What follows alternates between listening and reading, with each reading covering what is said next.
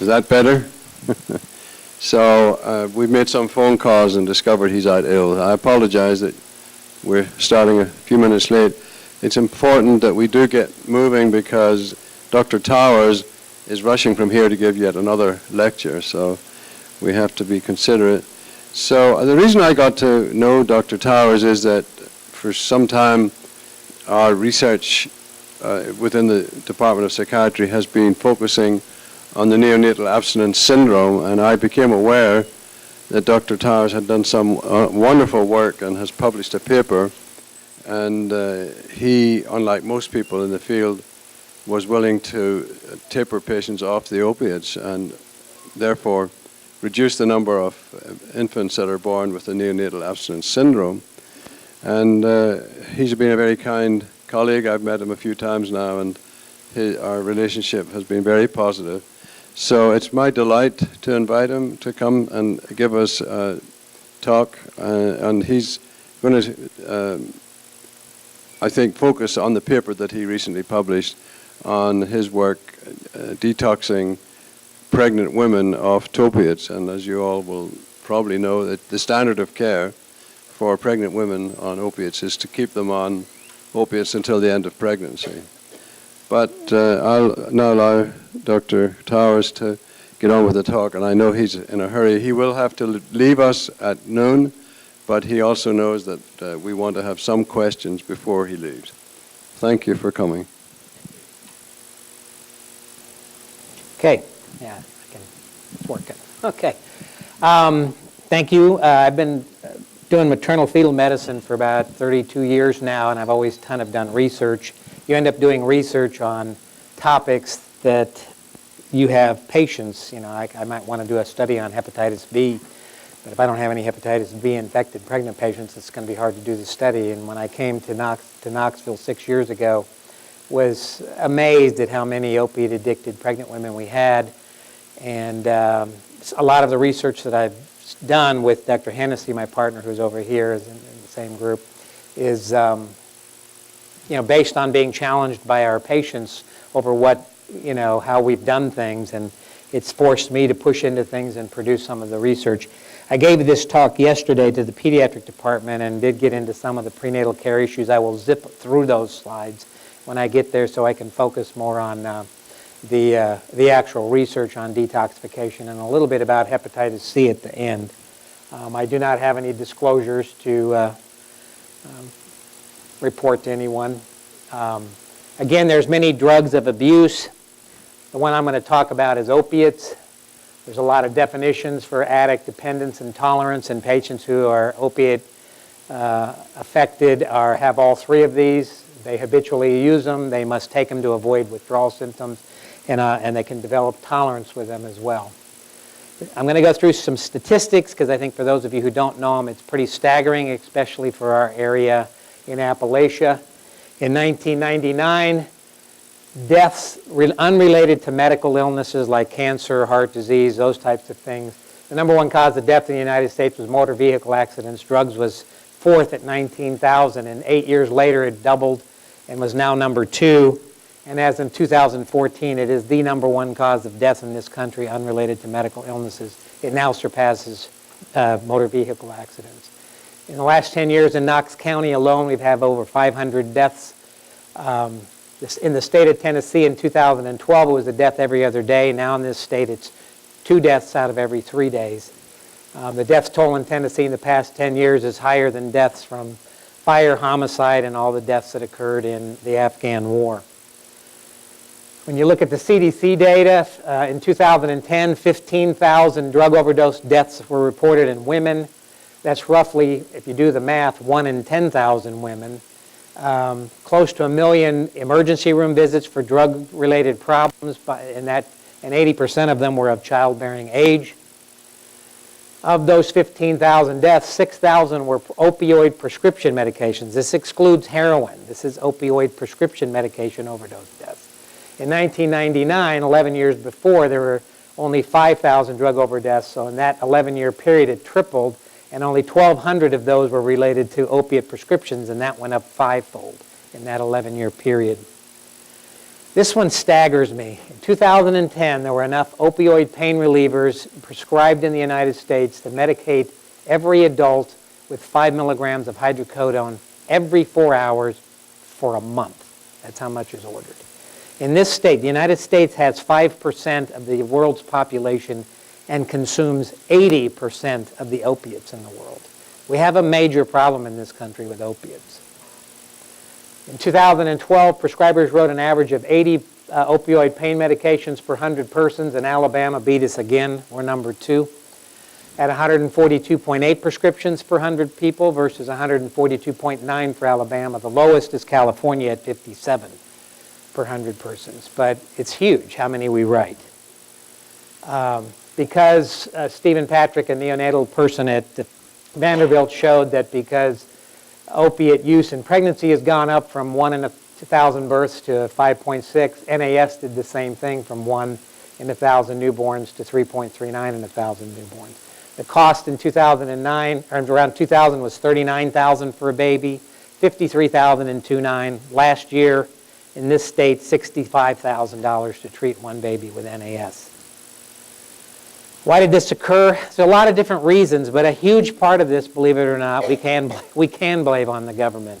Federal government felt that the medical community was not addressing pain adequately. There was 1 senator and 2 congressmen who did not think that the medical profession was treating chronic pain right, and so in 2000, October of 2000, they passed Public Law 106-386, which was a federal law that every state needed to create programs on how to manage chronic pain. When I was in California at the time, I had to do 12 hours of continuing medical education on managing chronic pain in adults, even though I'm a perinatologist who only takes care of pregnant women. I don't know what happened in Tennessee and how they did it, but the state had to do something to follow suit with this law. Since then, over 3,000 pain clinics have opened up since the passage of this law. And the problem is, how do you really test pain? I don't have a meter that I can come in and put on your head and go, yep, you're right, you do have a 9 out of 10 pain meter. I mean, people can come in, complain of pain, they maybe don't really have pain, they get a prescription, and then those drugs end up getting diverted on the street. And you'll see that one of the drugs that we are using to treat chronic opiate addiction is the second most and will soon become the most diverted drug on the street. What are the checks and balances for these clinics? That's what the federal government's trying to work on. You may have received a letter from our, what do you call him? The head physician of the United States. He sent out a letter to everybody, Surgeon General, thank you. These drugs are powerful. If you give morphine as a level of 1, oxycodone is 1.5 times its strength. Oxymorphone is in yellow because I'm going to talk a little bit about it, but it's 7 times stronger than morphine. Buprenorphine is 40 times stronger than morphine. So 8 milligrams of morphine, 8 milligrams of buprenorphine is equivalent to 320 milligrams of morphine. Huge. Methadone, which we use for maintenance, is 4 to 5 times that strength. Buprenorphine, just to talk a little bit about, has a long half-life. It's about 12 hours longer than that of methadone. It was created in the 1980s as an analgesia. In 2000s, higher doses were used to treat opiate addiction. And there's a belief or thought and some research that suggests that there's less neonatal abstinence syndrome with it. But it's difficult to tease out in those studies how long did they watch the children, because neonatal abstinence syndrome in a Subutex baby may not show up until 4, 5, or 6 days after birth because of its long half-life. So you have to watch the child for a fairly long time. We all know the symptoms of withdrawal, the abdominal pains, cramps, fever, tachycardia, hypertension, but some of the subtle ones are runny noses, watery eyes, yawning. So anybody yawning in the room, we want to get a drug screen on you before you leave. The opiates affect all parts of the body. The brain, it decreases pain and euphoria. The main ones that result in death from overdoses because it decreases heart rate and decreases the respiratory rate. It has a paradoxical effect on the GI tract. About 80% of people have constipation, whereas about 20% actually have diarrhea from it. In reality, other than head circumference, which I'm going to talk about in a minute, and brain size, no study's ever really shown that the opiates cause birth defects, except Bouchard's paper in the Gray Journal, which showed a slight increased risk in these disorders. but it was never really found in any of the other studies that have looked at opiates, and they're considered category C drugs by the FDA. I am going to talk about brain size and head circumference in a minute, which would be connected to this. Regarding prenatal care, as you can imagine, very limited prenatal care. Their histories aren't very reliable. They have low self-esteem. I would bet 90+% of them have had some type of abuse, whether it's sexual abuse, emotional, or physical. They often use more than one drug. What they get on the street is not necessarily pure. The availability on the street varies, and so they go through withdrawals and then back on it again. And the type of drug that's been abused has varied over time. In the 80s, it was cocaine. In the 90s, it was amphetamines. Now we're back to the opiates. Obstetrical complications that we see is preterm delivery in this population. But again, this is the substance user off of the street, not the person in maintenance.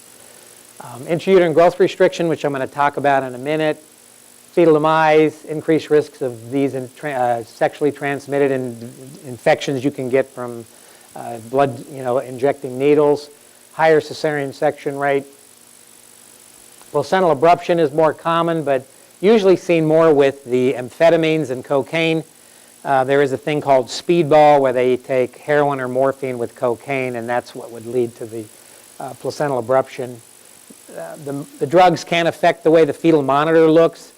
For those who do OB, we look for the squiggliness of the line, which is variability, and accelerations to tell us that the baby is well oxygenated.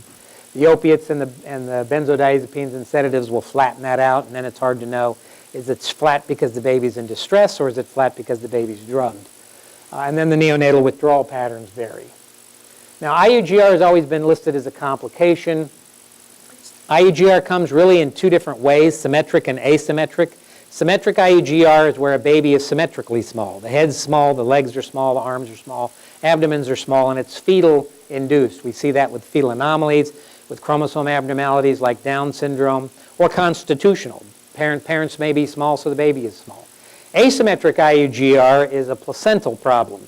The bones are spared, so the head circumference, head BPD, and the femur length and humerus lengths are closer to the dates, but the abdomen is small, so the baby is kind of skinny, and that's a placental issue. What we noticed, one of the first studies we did at UT, was we were getting babies where their estimated fetal weight was IUGR, but the abdomen was at the 50th percentile. It was the heads and the femur lengths that were below the 3rd percentile, producing the baby to be small. So Dr. Viscani, who just finished his fellowship in Cincinnati, did a study with me, and actually Dr. Hennessy's daughter was involved in this, on 332 newborns admitted to the NICU from 2010 to 2012. Now, 89% of these were polysubstance abusers, but we found a smaller head size and a smaller femur length in this population compared to controls. And no specific opiate was found to be the issue. And when you look at the data, it was highly significant for head circumference. It was less than the 10th percentile and less than the 3rd percentile compared to the control population. Whereas, the hypertension and diabetes in this group was not different. IUGR was close, it was a trend, but it was not significant. And these were the drugs at that time that were being abused off the street. The number one diverted drug was oxycodone, with buprenorphine being number 2. I'm now doing a prospective study to see whether we find the same thing prospectively, and also controlling better for the drugs that these women are on because they're polysubstance abusers, to see if maybe it's opiates with something else that leads to the small head circumference, or is it pure opiates? Is it the benzos? Is it SSRIs? Whatever it might be. But I wouldn't be surprised if this becomes the number one diverted drug we're seeing in this population. Opana I put in there, oxymorphone, is an issue because we've associated IV Opana with thrombotic thrombocytopenia purpura or hemolytic uremic syndrome. There have been 2 deaths in this state. We had 1 at UT. And so anytime I see a woman, and anybody, if you see anybody, male or female, who's abusing IV Opana, you need to get them off of that because it's pretty serious. Something specific about that particular opiate in IV usage. Prenatal care, as you know, involves obstetrician, pediatrician, social services, and drug dependency and behavioral health, and those types of things. So, to get into the meat, Taking a patient who's pregnant off of opiates has never really been recommended because of fetal risk. It was stated there was a higher rate of fetal demise and fetal distress. So drug maintenance programs were the norm and have been the norm for 40 years, since the 70s. And it would assure drug purity, improve contact with the medical care, control dosages, and all of this was true. It's not that there's anything wrong with these programs. We basically would just tell pregnant women that to detox them would kill your baby or harm your baby or permanently damage it. Well, when I was seeing patients when I came to Knoxville in 2010, I was challenged by the patients to say, I don't want to be on these. I didn't plan on getting pregnant. I don't want my baby to suffer from my mistakes, and I want to get off the drug. So I actually went to the literature to get the data to put together in a little pamphlet so we could give it to the women to say, this is why we don't detox you. You can look at this information. And lo and behold, found out that our protocol that we've been doing for 40 years plus is based on 2 patients in the world's literature. 2. The first one was reported by Remontaria Nunag, with a mom who came in at 39 weeks with a stillbirth, and she had gone through withdrawal from heroin a few days before, and they basically said, your baby died because you went through withdrawal 2 days before. And in that paper, they discuss all of the bad outcomes that occur with the heroin addicts, delivering babies off the street. So they review the literature of how poor the pregnancy outcome is in the drug-addicted patient who's delivering her baby sometime in the pregnancy. Then Fred Zuspan, and the reason why this is important, my division, my profession, and Dr. Block's and Dr. Hennessy's is maternal fetal medicine, was actually developed through the board by Dr. Fred Zuspan, who was the chair at Ohio State, and Dr. Ted Quilligan, who was the chair at Yale at the time. The board asked them to create maternal fetal medicine as a subspecialty of OB, and that occurred in 1976. Fred is one of those guys, been around for a long time, done tons of research, a couple hundred publications, written a book. And so it's like if Fred Zuspan said, this is the way you do things, it was pretty much taken as gospel. He had a single patient in his hospital at Ohio State that was going through withdrawal from methadone, and he did serial amniocentesis procedures on her and showed that the epinephrine level in the amniotic fluid was going up, and said the baby's being stressed, we need to stop this. So he stopped it. She stayed on the methadone, delivered at 39 weeks. Her baby did have NAS, but ultimately did okay. And he said because of stillbirths related to this from Remontarian's data, and we showed the babies are stressed, that detoxing during pregnancy is harmful and don't do it.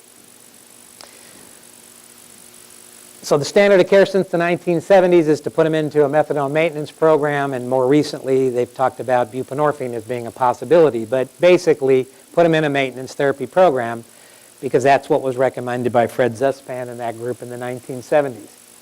Well, when you look at the literature, I'm not the first one to come up with a paper about detox, which is one of the reasons I was invited here to come. There actually has been research done on that, and there were 5 studies that I found. The first was by Moss in the year 1990, published in Journal of Perinatal Medicine. 57 women were detoxed over 7 years. Only had a 30% success rate. The rate of NAS in that group was 12%. 40% or 70% were not successful, 75% NAS rate in that group, but stated trying to detox these women, there were no deaths or adverse pregnancy outcomes reported. 8 years later, Jody Dash, who's maternal fetal medicine in Dallas, she's on our MFM board.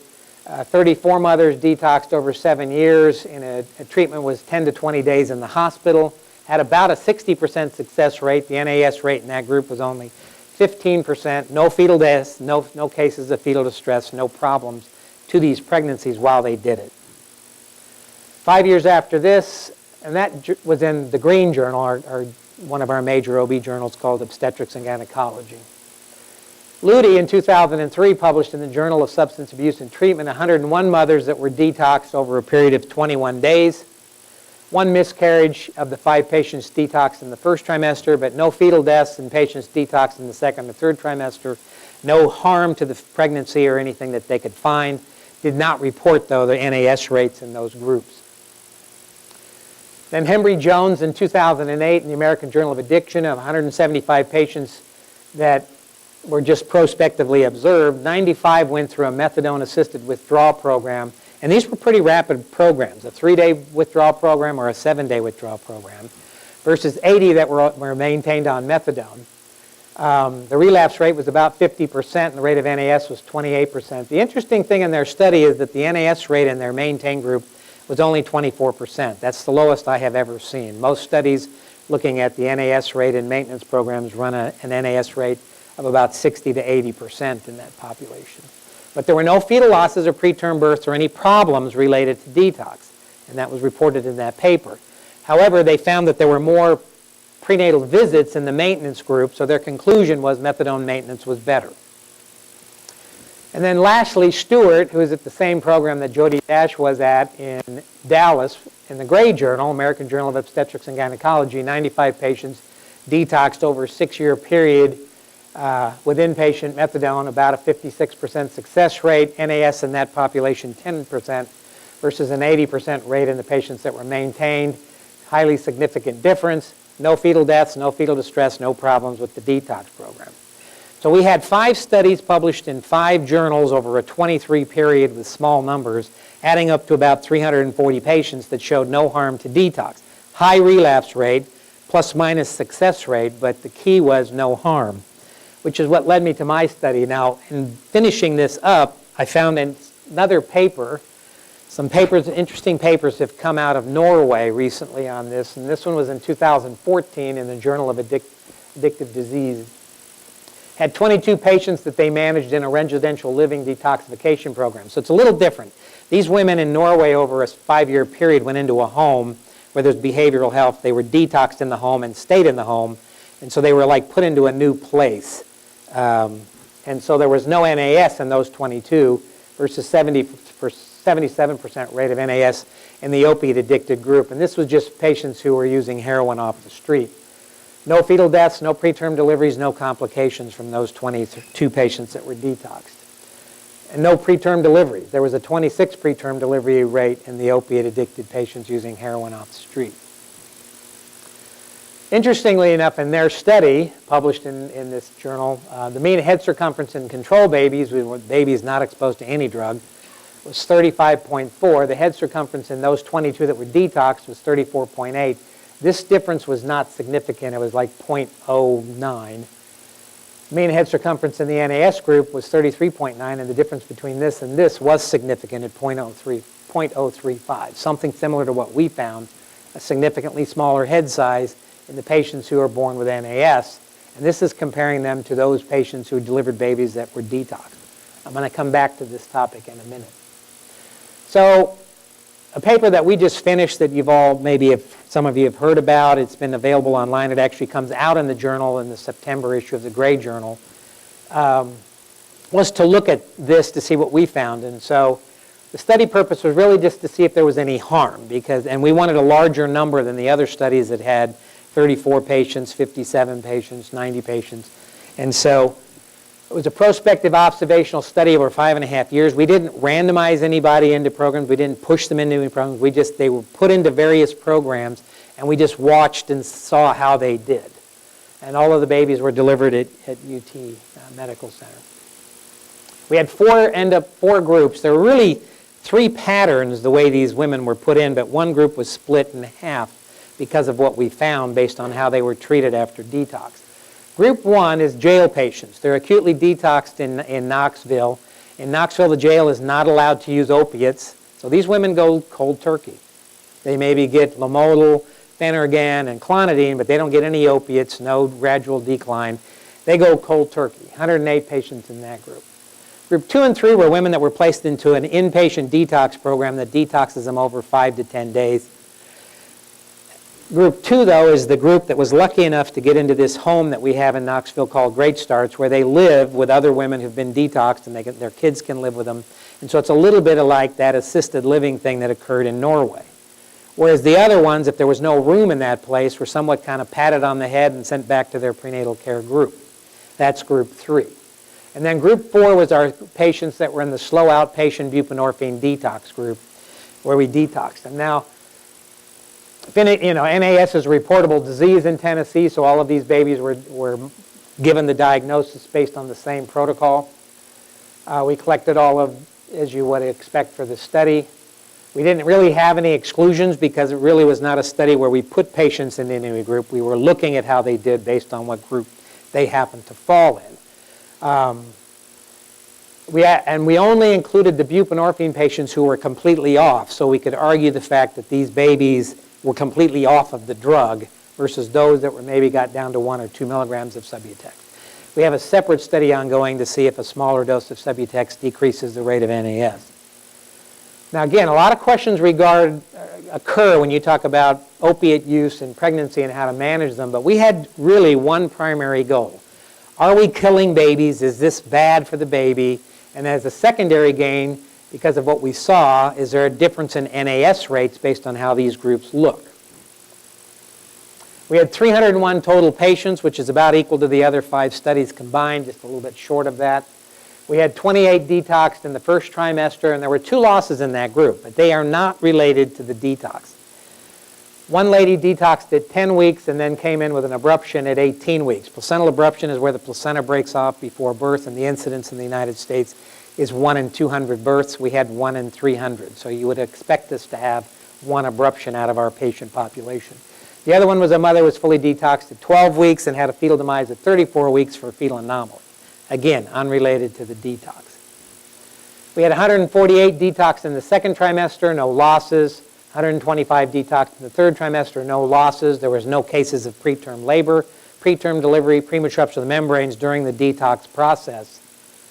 And this is the breakdown of the groups when you look at the rate of NAS in those populations. So the jail patients, we had an 18% NAS rate, and this was primarily in those who got released from jail and then relapsed into opiates. If they were still in jail, they didn't have any NAS. The inpatient group that got into the home, 17% NAS rate, and the slow outpatient detox was 17% NAS rate. But if you're detoxed and patted on the head and sent back to routine prenatal care without any behavioral health, your relapse rate is 70%. So what we learned as a secondary gain from this study is that detoxification during pregnancy clearly is not harmful. But to succeed in minimizing NAS or relapse, which is another concerning thing is if a woman relapses or anybody relapses, is you need behavioral health, intense behavioral health connected to the detox program to maintain their sobriety to some degree of success. So again, excluding group 1 patients, which were jail patients, I mean, we're not going to get to a system where we put these people in jail to get them off of their opiates, so that's just a side group. The benefit of that group is to say that 108, which is larger than any of the other studies individually, went through acute detox cold turkey and not a single fetal loss related to that. Taking groups 2 and 4, though, who were detoxed, who had behavioral health follow-up, comparing those 2 who didn't, the difference in success rate was very, very significant. The overall preterm delivery rate was 17%. If you think that delivery should be roughly 10 to 12% in this country for a preterm birth rate. Half of those were iatrogenic because we induced them for IUGR, and half of those IUGR babies really weren't IUGR. And again, it's because the abdomen is not small, and so their weight ultimately does not put them at an IUGR level. There was no difference in preterm birth between the groups. So with our study that we just came out, plus these other 5 studies, there's been more than 650 patients who've been detoxed from opiates during pregnancy without a single loss to that. Now, to put it in perspective, the low-risk pregnant patient in this country who has no medical problems, just a normal woman with no problem, her risk of stillbirth is 4 per 1,000, or 1 in 250 births.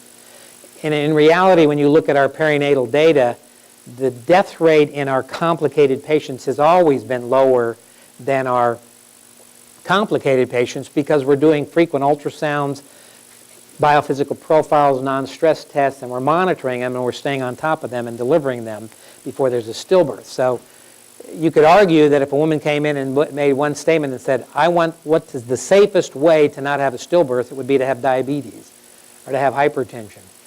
I wouldn't tell them to do this, but if they have a complication, they're put into a different group and they're watched so closely that the stillbirth rate is less than 1 in 1,000 in those complicated patients. The average cost of NAS in this state is $65,000, so our state's paid more than $60 million last year in treating these kids. You cut this in half or cut it in 3/4, we're saving millions on an annual basis just in this state alone. So at UTK, where we're at, the To patients who have opioid use disorder, we now offer them the option of detoxing. If they don't want to detox, we don't push that. They have to want to be detoxed in order to go through the process. So it's only if they're interested, because they have to be motivated. Anytime you're dealing with any addiction, if the person isn't motivated to get help in that regard, you're going to lose most of the time. So what do we need? More funding, more access to buprenorphine and methadone programs that are willing to take pregnant women into their practice and offer detox if the patient is interested. We need better long-term psychosocial behavioral health programs to follow these women once we get them off. And then we also definitely need to fix the opioid prescription addiction process that's going on in this country. We still get arguments, calls to our office because of this paper, and a lot of it has to do with some concern about an unseen hidden risk to the unborn fetus in utero. But clearly we have not seen it. There's not a higher rate of meconium, not a higher rate of lower Apgar scores, not a higher rate of acidosis. These babies have normal exams in the nursery. They go home with their mothers at 2 days acting normally. So the only way to really answer that question is going to be long-term studies. So the final proof of this is going to be the long-term outcome studies that we see in these kids, but at least acutely we see no harm in detoxing it. Now there's a question about microcephaly, and this is something that our group has been working on prospectively after we finish the retrospective study, but it won't finish until April or May of next year. But I did come across 2 more studies from Norway that are very, very interesting that I need you to see. Woldhav in 2007 in the Journal of Neuroimaging took 14 children that delivered of opiate-addicted women and compared them to 14 controls. All 14 were treated for NAS at birth and were not raised by the biological mother. The system actually had them adopted by patient families that were looking for an adoption, and the socioeconomic status of the parents of these 14 women were equal to the socioeconomic status of the control babies, and basically found that newborns that were born of NAS had smaller brain volumes. Most predominant was the putamen and pallidum, but cerebral cortex and cerebellum and amygdala were also smaller. She then did a second study. Her first name's Christine. This came out in November of last year of 12 children delivered of women that detoxed from opiates during the pregnancy compared to 12 controls. Now, the children that delivered of the mothers that detoxed had similar brain volumes and cognitive function as the controls. The interesting thing in this study is that those 12 babies went home with the mother and had a lower socioeconomic status for raising these kids. And these are imaging studies done on kids between 9 and 15 years of age. So what she was able to show with small numbers, again, that doesn't prove anything for sure, you're talking 14 and 12 babies, but preliminarily is showing that if you're on opiates through the pregnancy and deliver and the baby goes through NAS, higher chance of a smaller brain volume, that if you're detoxed and you don't go through NAS, your brain volume will be the same as controls. So interesting finding that goes along with another Norway study about smaller head circumferences and our retrospective study of smaller head circumferences. That's 4 studies now to suggest that this could be a problem regarding the fetal brain and head size. The other thing to finish up in the last 4 or 5 minutes, and then we'll have 10 minutes for questions, is we also noticed a huge number of our opiate-addicted patients are hepatitis C infected, so much so that hepatitis C is now part of our routine prenatal lab work. They get their rubella titer and their hepatitis B, they get hepatitis C. But when I would notice this, we would go in and talk to them. We'd tell them they were hepatitis C positive from their prenatal lab work. Some of them would get angry with us, saying, there's no way, that's not possible. I've never used IV drugs. I've never shared a needle. I've never done anything. And we got into saying, well, but do you snort drugs and do you share the straws? And they would look at you like, that's a risk factor? We studied this, and the answer is yes. There is some background history on this. Conry Canalina, of 248 hepatitis C infected blood donors, a risk factor was intranasal cocaine usage. McMahon studied nasal secretions from 5 hepatitis C infected drug users. 1 sample was positive for hepatitis C. Danta in 2007 showed that sharing drugs by nasal route was a risk factor for hepatitis C occurring in HIV-infected gay men. But the main one was Aaron, took 38 hepatitis C infected patients that snorted drugs, found that 74% of their nasal secretions were positive for blood and 13% were positive for hepatitis C. He then actually had these 38 subjects take a straw and snort air as if they were snorting cocaine, and found that 8 of the straws, after one pass of doing that, were positive for blood and 5% were positive for hepatitis C. So we did a study that just came out in August of this year in the Green Journal of Obstetrics and Gynecology, looking at this as a possible mode of transmission. Prospective study with an anonymous survey. We had, the CDC helped us create the survey, so it was very generic and unbiased, and the patient's name, nothing that identified the patient went on to it as far as their race, their age, or anything like that. Involved 21 questions with 6 sub-questions. To test biological plausibility, as a side note, I had the Knox County Sheriff's Department give me straws that they confiscated from drug busts. Now, these straws came from a different group than the pregnant women, but we tested these straws for the presence of blood. 189 women were in our study, so pretty good population. Most of them were Caucasian. None were HIV positive. None had received a blood transfusion, organ transplant, or were on hemodialysis. 72% admitted to IV drug abuse, which fits every other CDC study that's ever looked at hepatitis C. It's in the 70 to 75% range. 2/3 of them admitted to sharing needles, but 94% admitted to snorting drugs, and 92% of those admitted to sharing straws. The difference between these is highly significant, being different. There were actually 29 patients whose only risk factor was sharing a straw other than sexual transmission, because they obviously were pregnant, so sexual transmission is a possibility. However, when you talk to Scott Holmberg, who's the head of the CDC's hepatitis branch, who's written 3 or 4 papers on this, the risk of hepatitis C transmission heterosexually is less than 1%. So it clearly does not answer this issue. There were 80 patients who reported sharing snorting utensils and not sharing needles or syringes. And so it does appear that sharing straws is a risk factor. 70% didn't know when they became infected, and what was really interesting is 2/3 didn't know they were infected until we did their prenatal lab work, which is why the Green Journal has a side editorial to suggest that maybe hepatitis C screening should become part of all of prenatal lab work across the country. Of the 54 straws we got from the local law enforcement agency, 24% had human blood on them. So this is clearly a risk factor for transmitting somebody's blood into a mucous membrane of somebody else. 95% of the drugs were snorted. So if HIV gets into this blood pool, we're going to have even a greater problem. And that's somewhat been shown in Indiana. So again, sharing snorting utensils needs to be discussed with these patients so that they realize that this is a risk of transmitting hepatitis C and does not prevent them from getting that. So, questions?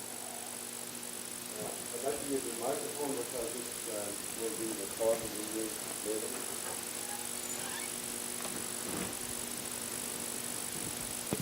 Yes. My question is, are you or is anyone following the 4 groups of children beyond the head size measurements that you made? Yes.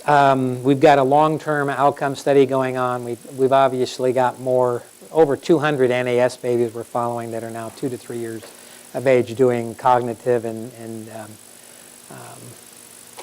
psychosocial studies on whatever they do in pediatrics. I'm not in pediatrics on how they determine how kids are progressing. And we're up to about 40 or 50 kids that have been detoxed. So we're working on pushing that. That study won't finish for 3 to 4 years. That's one that needs to be done. Right, right. And one practical question, because this isn't Norway. Your group 3, I think, that was in some sort of continuing behavioral health care. Group 2. 2. Who was paying for that? It actually was free to the patient. So Okay. the city of Knoxville has a home called Great Starts, and it's funded by the federal government, not the state of Tennessee, plus they have a bunch of wealthy donors that pay for it. So they have 18 beds. So the inpatient program is connected to them and really does its best to get these women in there. And they stay in there till they deliver. So if a woman gets detoxed at 20 weeks and she gets into the home because a spot opened up, there might be 4 women that are term that are going to deliver, and then they will go out of the home and there'll be more room. But you're right, nobody pays for it. And one final question. That being the case, unless I misunderstood, how can 17% of them still have NAS? Good question. They somehow are still getting opiates because their drugs were positive. They're in a home. They're not monitored 24/7 with a video camera, but if you want opiates, you can get it through a screen door and past, I don't know. But you didn't test them? They were tested when they came. Those 4 moms were positive for opiates even though they were in a home. Oh, that was the missing information. Okay. Yeah. Right. Yeah. Up there.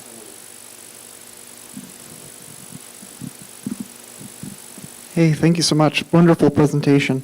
I know right now there's some conversation about differing dosing as far as causing increased or decreased rates of NAS, although the present literature is making a statement that with Suboxone that the dosing doesn't change the rates of neonatal abstinence syndrome, from what I've been reading. I don't know if you have any insight in regards to specific dosing and rates of neurocognitive change. Very good question. It came up yesterday's meeting. There's some disturbing data on Subutex, but what's interesting, when you look at the couple studies that have been done in the Subutex, it would suggest that the rate of NAS in moms who are on Subutex when they deliver is lower than in the moms who are on methadone. So there's some people who push that Subutex is better than methadone, or buprenorphine is better. You have to really dive into those studies to see how accurate that data is, but that's kind of what it would suggest. But as a side note, there's argument that it doesn't matter what the dose is. And that's bothersome. It's like 100 milligrams of morphine is worse than 10 milligrams of morphine, I would argue. At least your blood levels are higher, and it's going to do something to you different than at those 2 dosages. Steve Caritas is an MFM at Pittsburgh who's doing the pharmacokinetics on it. And when you look at what he's done with 10 patients that he's been able to study very frequently through the pregnancy, is that it does appear the amount of buprenorphine that is in these patients' blood at 7, 10, 14 days afterwards with a 2 milligram dose is not a whole lot different than somebody who's on 8 milligrams. The peak in the first 36 to 48 hours is higher with the higher dose. But as it tapers down in his pharmacologic patterns, it bothersome, which would then suggest that the rate of NAS at 2 milligrams would be similar to the rate of NAS at 12 milligrams. It doesn't make sense to me mentally, but that's kind of what it would suggest. So that's something that needs to come out. And what may come out of this to a certain extent is we're also being involved in some genetic studies.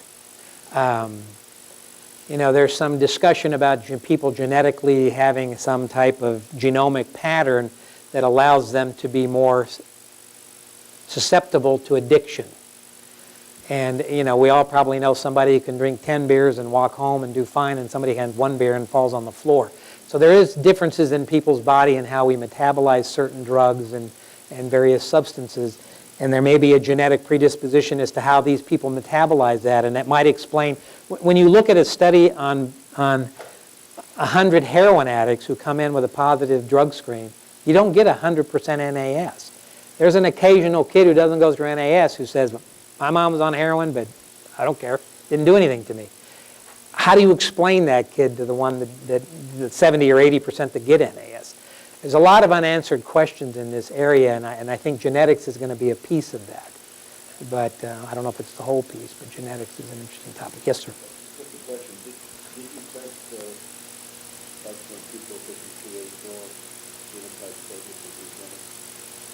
people Is that what we're doing? Is that for the genotype? One is the 50, I don't know what the other one is. We've just started the genetic. Okay.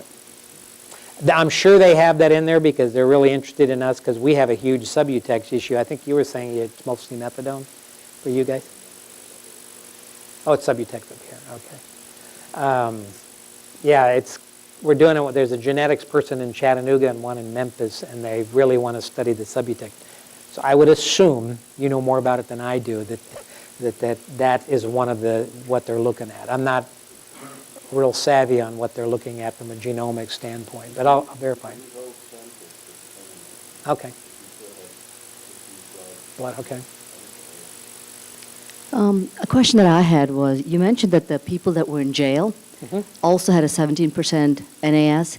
Now, did they stay in jail throughout the pregnancy? No, some of them were discharged. Again, this was observational. Okay, okay. So Of the, and then- 100, of the 108 who were in jail, like 62 of them were still in jail when they delivered. Okay. No NAS. Drug screen's negative, they weren't getting it. All right. The other question. Of the 40 so were that were released, it was that percentage relapsed, 20 of Okay. them relapsed. All right. Then the other question I had was, you mentioned that the Norway study, they looked at cognitive function. And Only that in they- the second study.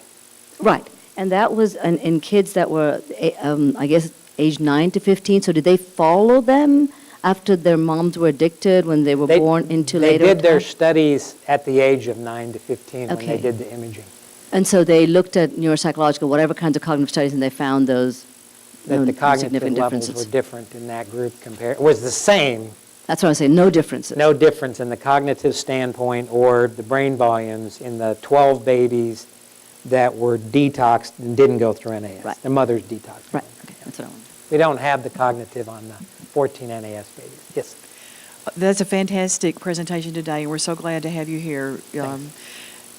It's been really concerning to us to see all these babies being born with NAS in our region, and knowing that there are, as I just can confirm with you, that there's no long-term data on what NAS leads to developmentally, correct? The long-term data on NAS is minuscule. I don't know if it was because they didn't, the ones we had before this prescription problem were heroin addicts. And I don't know if people just decided not, just figured, oh, this baby was born of a heroin addict. We don't care what's going on with this kid. But there isn't much, there isn't a whole lot of long-term data on the babies born from heroin. It's mainly just starting now because the big problem is prescriptions. So I have a couple of questions. One is that group 4 that was in the outpatient detox, what kind of psychosocial support did they have that helped them not to have as high a rate of? A lot of them are in a program that's in Knoxville that's been created called Renaissance, and they would see a behavioral health person sometimes daily for 5 days. It's pretty intense behavioral health, or at least 3 times a week for a couple of hours, just to make sure that they were doing okay, maintaining sobriety. They would be tested for spot tested for urine drug screens, looking for the ones we see, Subutex and oxycodone and hydrocodone off the street, Opana. Okay, my other question is, what has been the response of both the OB groups and the addiction leadership to what you're coming out with?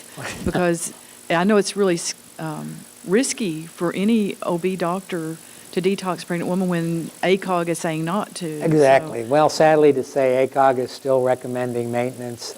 They know about my study. They know about the other 5 studies now that they weren't aware of. What frustrates me about ACOG, but I do know the 3 people on the panel that writes the thing, is I don't know, they're just more interested in maintaining on methadone. I would still argue, if you work on this process and you can get to detox, you have to have a behavioral health program set up. You just can't detox them and then let them go, because that's not good. You got to have the behavioral health component.